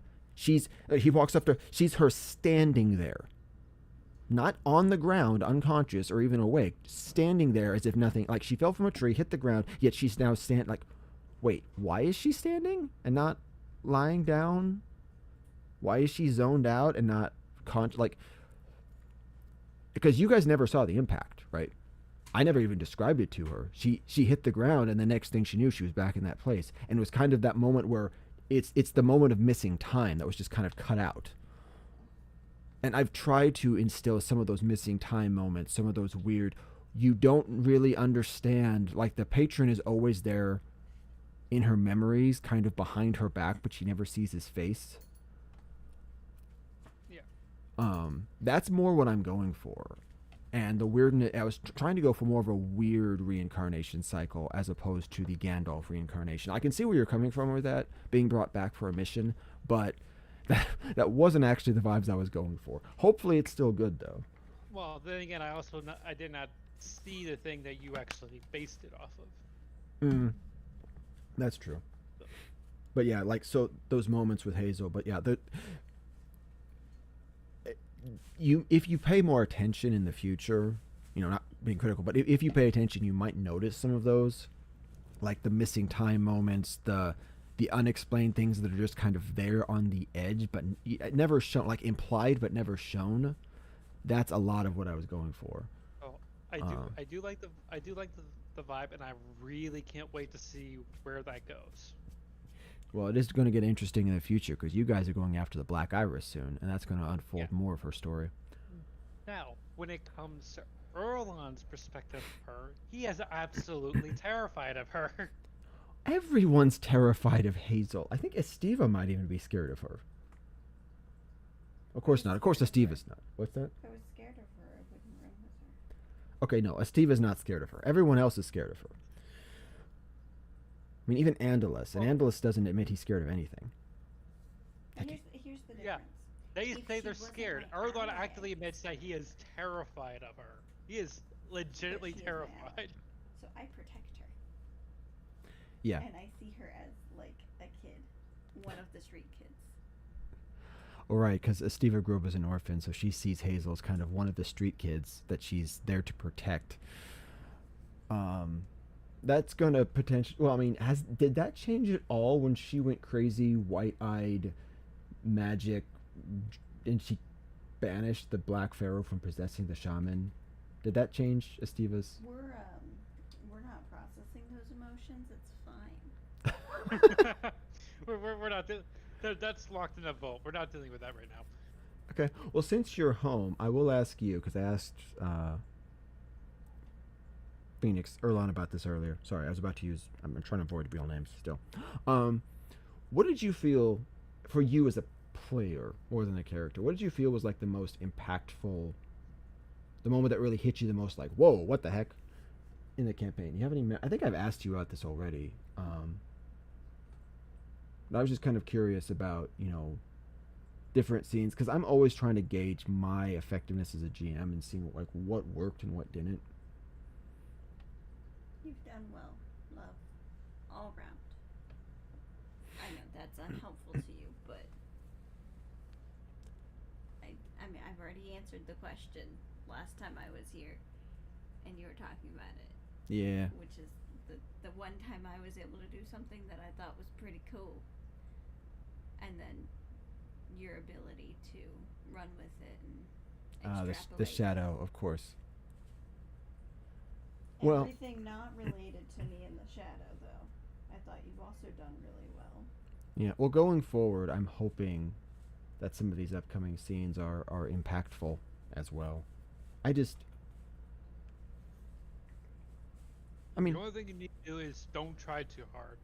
Things will be impactful when people find them impactful. And you'll never know what is impactful until it happens. that's true. That's true. So don't force it, it'll happen naturally. Well, I can't force it as much anymore anyway, just because we're going more and more off script as we go forward. So, but And you guys get to deal with the demon next. And I'm very interested to see how you respond to this particular challenge. and yes, and while Erlon is terrified of Hazel, he does see her as somebody that needs to be protected. Not that she can't protect herself, but more on like she is clearly a very very troubled individual, and he wants to help her how he can. I find it funny you say Yeah, she's he's a troubled individual because she seems like really happy and chill most of the time. Like, oh yeah, I'm fine. Evil laugh. and then she's No, yeah, he's and then she's cackling in the corner. yeah, cackling in the corner. Well, the thing is like, because he knows what it is to put up a front. He That's true. has to put up a front, but with dealing with most people. I'm trying to think. Is there anyone in the party who doesn't put up a like any of the characters who don't put up a front? I don't think so. Dorian? Okay, Dorian. Dorian's just Dorian. He's himself. I mean, he's got a vow of honesty. The, So he has to be his authentic self. Dorian is main character energy right there. Yeah, like he's the silent protagonist who's also the main character of the party, and no one realizes it. I would I'm say, cool with that. No, it's like everyone does realize it. yeah, I would say maybe Claren. The thing is, he feels like he's putting up a front because his character, the way he grew up in his general personality and attitude, it's like it feels like it's a front, but I think he is actually being authentic, in at least half the time. It's just Yeah, that's more of a not really much of a front, as in that he was simply raised to be that way. yeah. Which is different. But he is potentially starting to come out of that shell, and this next, He slowly realized, hey, just because I grew up this way doesn't mean I have to stick with it. yeah, and this next session is definitely going to challenge some people in the party. And he's probably going to be the biggest one. I'm trying to make parts of the session that are relevant for everyone, but ultimately, I feel like Claren. The two biggest ones for this session are probably going to be Prota and Claren. Prota just because you're dealing with politics for the elves and the drow, but also with the demon. Like this is really Claren's thing, and you guys are gonna have to make a couple of hard decisions. Maybe they'll be easy. I don't know. I get it with the character. Bird to a demon? Yeah, It's that's also- an easy decision. It's I said also flip why the bird to a personally demon? Yeah, I that's can. an easy decision. It's also personally why I can never play as paladins or clerics. Purely because I don't want to try to balance trying to be a holy warrior on top of doing what needs to be done for the party. That's fair. I think so. He's definitely not playing his cleric the way that I would play. I tend to play paladins who are either inexperienced paladins who haven't fully developed that hyper strict mentality and code, or paladins that are a little more on the gray side of saying I do this because it's necessary. I don't always enjoy I do this because I feel I have to do it, but I understand I'm not a fanatic. I know that there are things that I don't want to do that my code compels me to. And I kind of like how paladins are portrayed in 5th edition, where paladins do not have to be holy warriors. They get their power from their oaths, not a god. I feel like we should talk more about that in the future, though we are getting close to end point, and I am running out of water. So, it's been nearly 2 hours, so we probably should wrap this up. But, were there any unfinished thoughts you wanted to share about the characters and the campaign and the story and any of that stuff in general?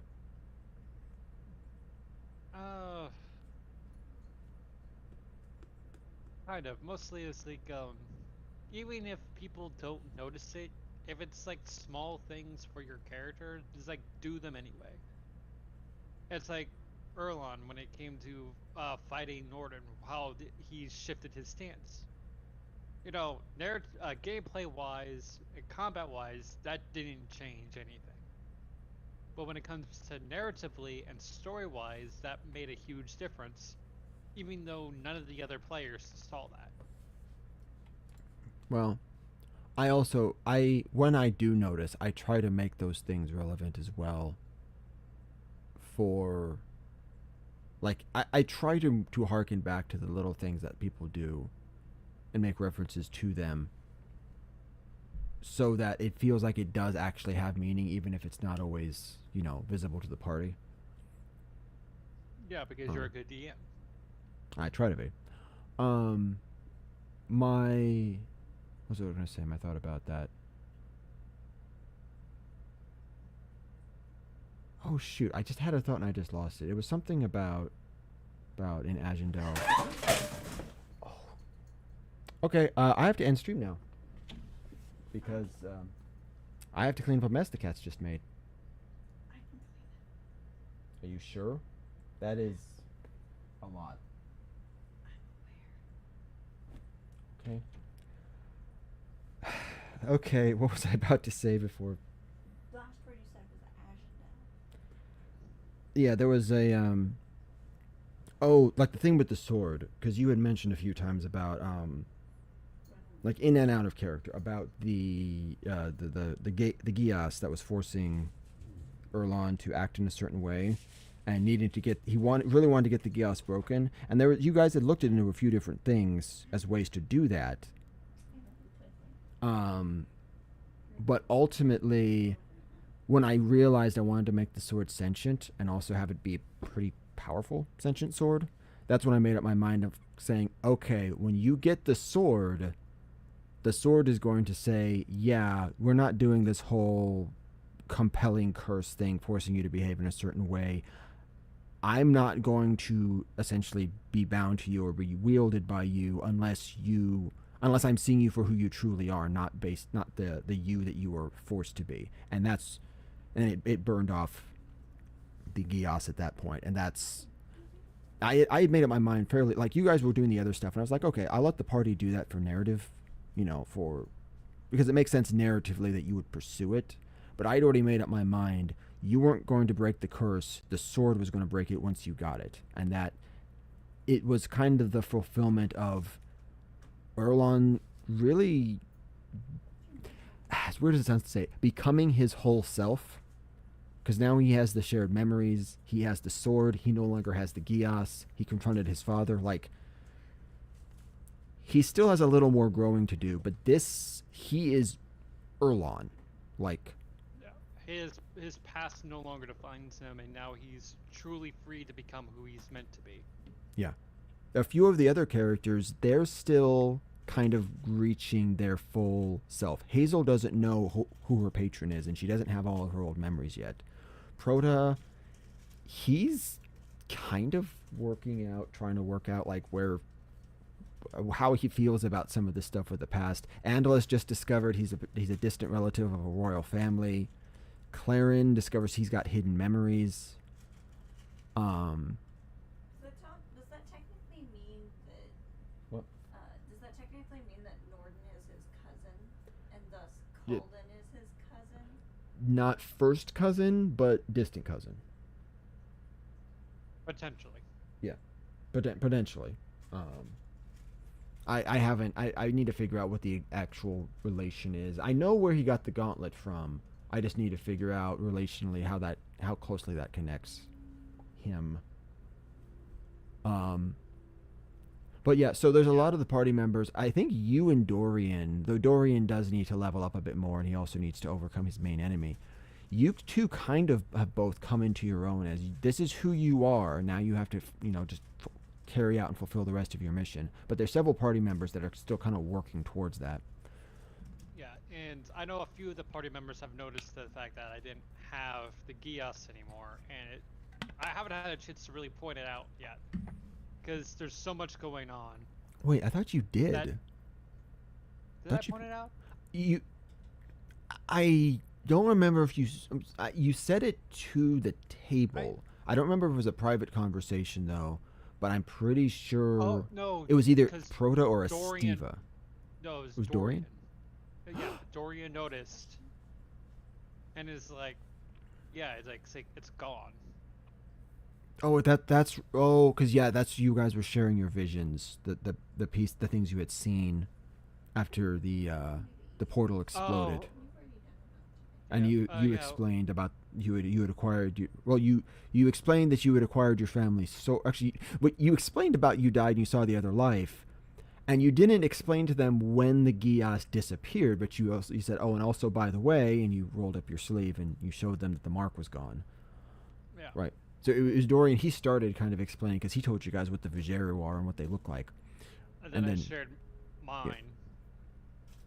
yeah, Well, which because you I revealed a part of it was saying because I immediately warned Jen Kelfier that it's like, hey, this is what's going on. We need to deal with this now before it gets out of hands. So yeah, it's like, yeah, we gotta get this done, and we gotta get it done soon. or whatever that was.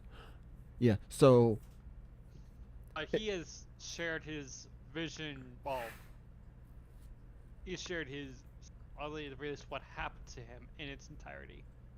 Not like a one for one, but the majority of it. well, he shared the death and rebirth. I don't. He still has not shared the full story of what happened with the sword because I don't think he's told anyone about the living weapon. No, he did not tell him the whole encounter with his father.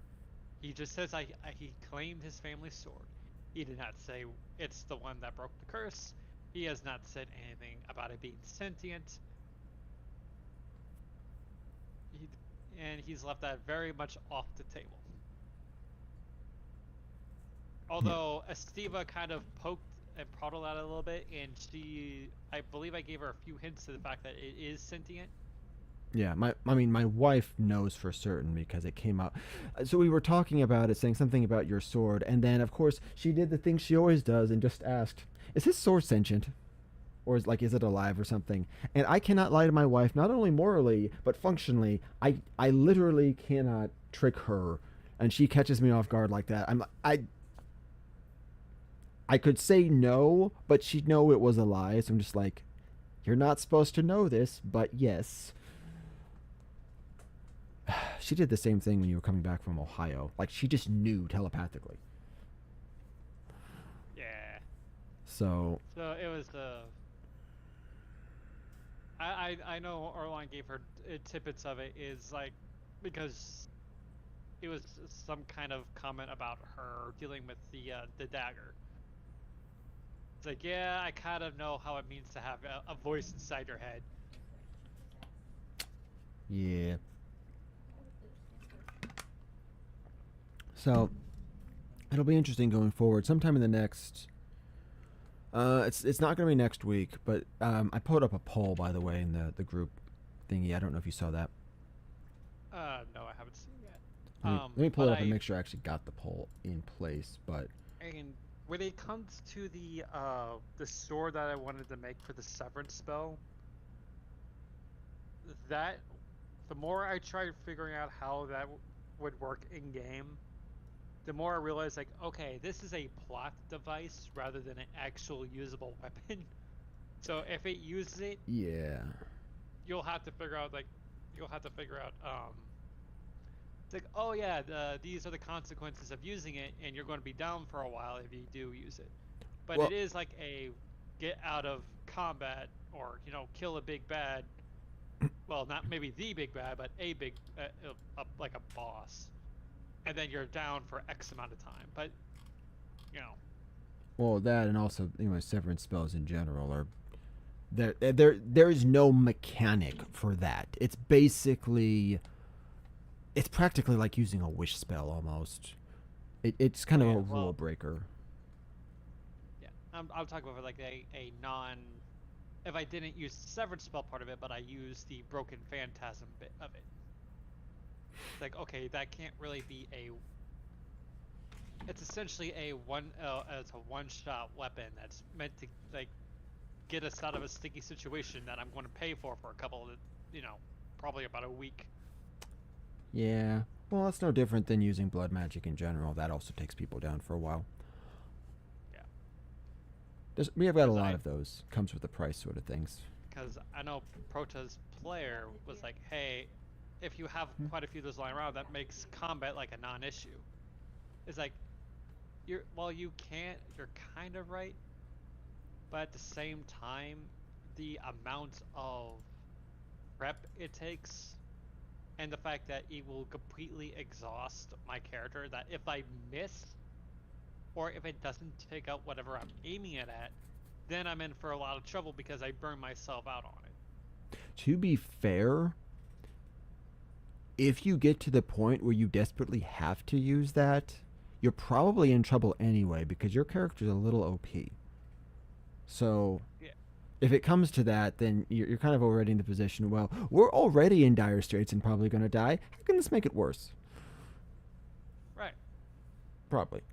And if I do carry around something like that, it'll never be more than one at a time. Twizzler's attempting. And I would only ever use it if we're literally about to die. Is he causing issues? No, I just keep booping him in the nose every once in a while. Okay. I was gonna say as long as the kitten's not causing trouble, we can lock him up for a minute in the bedroom if he is, but it seems to be okay. Well, But the thing is, it's another thing being that Erlon is the only pure combat focused frontline character that we have. yeah. So, by the way, random side note, I have a thought that going forward, that this is not to transition more, but we do need to wrap this up. But more to the mechanical side of the podcast. We've been doing podcasts primarily on Tuesdays. I would like to do some on Mondays. I mostly do Mass Effect Mondays at the moment, but if I can start those streams earlier, I can end early enough to potentially do a podcast. I had a thought, which is specifically, and I don't know how well this will work, because the problem is after gaming we tend to stay way too late. Trying to avoid that because wife has early work and she needs sleep. But possibly post game have a sit down and chat and talk about actually, you know what, on a Monday, if we can get home early enough and wife isn't exhausted get home early enough on Sunday and wife isn't exhausted, we could potentially have a sit down where she's also here and we can have kind of a breakdown of the last session and just chat about it on Monday. And if that doesn't work, we could always do it on Tuesday instead. But, just fresh out of the gate next day, what's everyone's thoughts and feelings on the craziness that just happened? I'm down for that. Now, I don't know about the day yet. We haven't scheduled it, but it's going to be minimum of 2 weeks, maximum of 4, I believe, from the days that I picked out. 2 weeks is really not the best choice. 3 weeks is the best of the available days that I've seen, but 2 and 4 are also possible. So we may have that coming sometime in the next month after the next session happens. It's basically a once a month game. And also my GM, the one who plays Proto, he's also trying to schedule his next game. So we're trying to dance around. September, October, really busy months for us.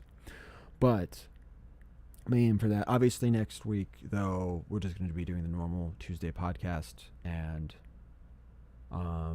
so on. So any thoughts about that stuff to do for the podcast or time of day or whatever?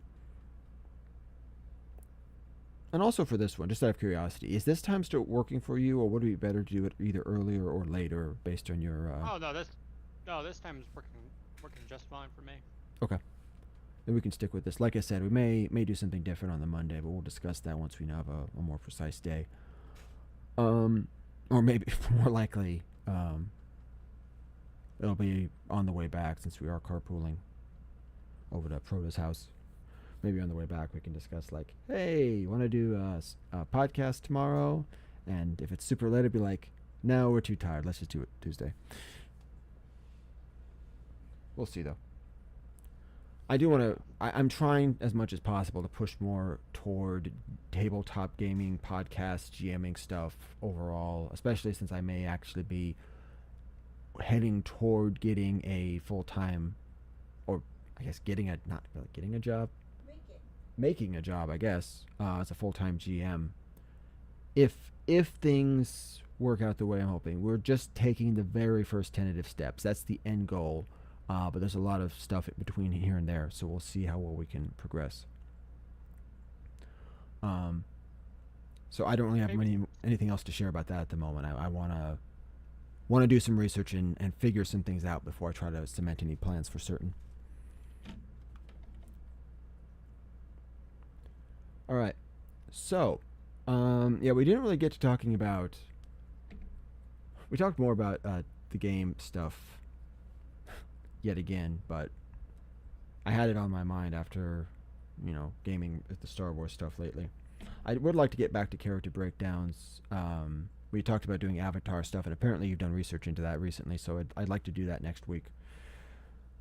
Assuming we Yeah, don't but- get pulled off track again. Oh yeah, but you had something, and that's pretty much the point of these anyway. It's more talking about what's on your head more than anything, and it still is character related. It's more of how interactions between characters, what we think about certain things and all that. So it's still important and touched on something that we haven't touched on, at the very least on the Erlon standpoint, on how he's evolved over time, because that's what the last three, the three we talked about, is pretty much breaking down him in his entirety. Yeah, you can only break a character down so many times before you have to build him back up again. But it is interesting to note that Erlon, and I think a lot of it has to do with how proactive you were in the role-playing side of things, that Erlon kind of came into his own as a full character before most of the others. Yeah, it's like the only other one is Prota at the He also moment. got challenged. He got a significant challenge earlier on. Well, that's true, but that challenge, a lot of that was sparked because of the letter he sent. He kind of forced my hand as a GM to make that happen. Yeah, it's because I did have a more fleshed out, and I knew where I wanted to go more than anyone else. Yeah, that's true. I think a lot of them they didn't know as much. You kind of established you didn't necessarily know the whole story of the world, but you knew the story of your character. A lot of them, I feel, particularly like Andalus, were like, let's see what the world is like before I really set my character in stone, sort of figuring out as I go. Whereas others, some of the others were just sort of going along for the ride. Proto, a lot of his dynamic is with his brother, and he hasn't had a lot of time to interact with him, but that'll be changing in the near future. Yeah, and when it comes to me, is like, you know what? It's like, I gave you the descriptions. I gave you, like, okay, this is how my family interacts. This is, my pros and cons, and then I let you fit those ideas into your world. Well, and it you helped. were able to, yeah, and then you were able to spawn everything from that. And So because of your ideas, it spawned stuff that spawned other stuff that created one of my favorite characters in the whole series, Vianola. I enjoy her character, even if nobody else does. No, I enjoyed it. She freaked me out. You're a hater. Perfect. Although it did feel like she was going to grab me and take me into a back room somewhere. Oh, in that first introduction? Yeah, that was kind of creepy. Yes. There's actually more to that, but you'll find that out in the future when you learn a little bit more about her background. Yes, there is more to learn. You haven't learned the whole story yet. Well, I kind of figured. Yeah, so... Erla does not feel safe. Well, you shouldn't feel safe. She's an oracle of the Dark Tapestry. She worships Nyarlathotep. You should not feel safe around this kind of person. Well, there's different types of being safe. It's like, okay, it's like, yeah, I might not be physically safe, but she feels like okay, that's a whole other kind of not being safe. Sorry, what? Especially since we know Simon's back. Oh, yeah. And... yeah, Simon's back. That also makes you wonder, is she coming back? Well, actually, no. Simon straight up told you that she's coming back. She's not so easy to kill. Yeah, has Stream met Simon? Easy. Oh, no. I don't think I actually showed. So, oh gosh, can you see my stream right now? Yeah. Let me take this off first. This is something that we bought. I think my wife bought it for me when we were at Kings Island. She even added the blue ribbon around the neck. This is the Simon plushie. I need to remember to bring it next game. Nice. Also, I needed a place to hold my hat, so he sits on top of my computer looking like this at all times.